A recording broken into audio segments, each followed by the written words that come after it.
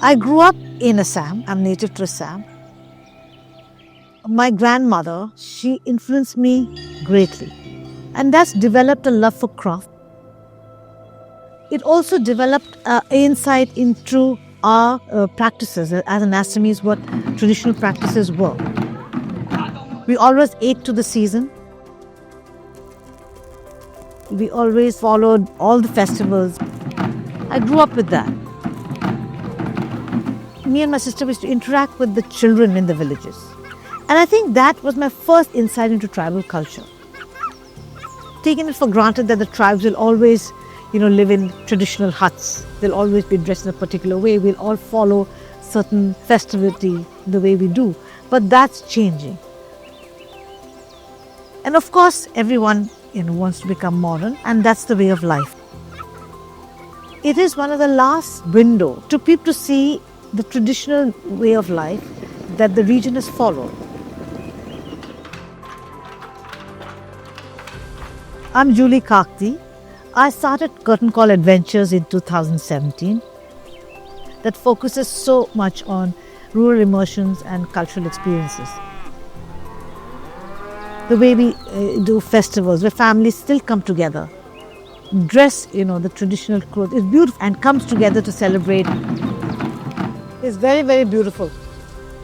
Come, we'll go see her. The houses are always on stilts and they're long. It's actually a bamboo, they plaster it with mud. And then they put the chunam, as you see. And again, they'll have chungs. They'll all have a flat, like a flat courtyard in front of their houses. In the center, there'll be a fireplace. They'll have like one layer where they keep the firewood, one layer the meat, one the grain, it goes up and up. They'll all have arecanut trees, banana, bamboo, that sort of thing. Fields are there. So they have everything. They're very self-contained. Otherwise, they'll always have vegetables.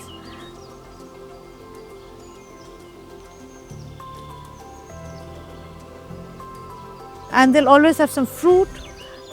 And they forage a lot from the forest for herbs. And they'll always have livestock. Cow, pigs, ducks, chicken, they'll always have. There'll be like, not one family field, but they'll be divided among many families. It's so nice to sit with a person and discuss medicines that they forage from the forest. And they're so helpful.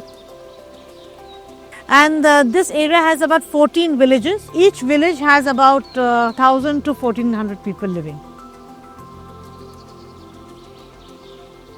There'll be a Gaumpura, there'll be a headman, and he might have one or two assistants. Each village will have their own, and there'll be like one main person. And they have to like consensus of the villages.